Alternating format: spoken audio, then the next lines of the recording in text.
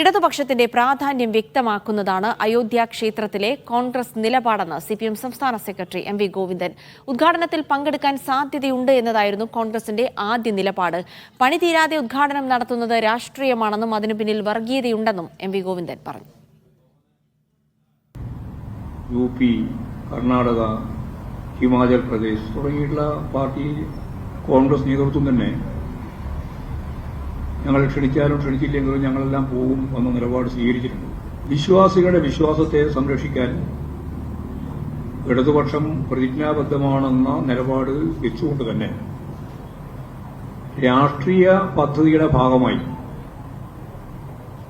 പണി പൂർത്തിയാവാത്ത രാമക്ഷേത്രം 25ന്റെ അവസാനം മാത്രം പൂർത്തിയാകുന്ന രാമക്ഷേത്രം 24 ആദ്യം ഉദ്ഘാടനം ചെയ്യാൻ തീരുമാനിക്കുന്നത് രാഷ്ട്രീയമാണ്.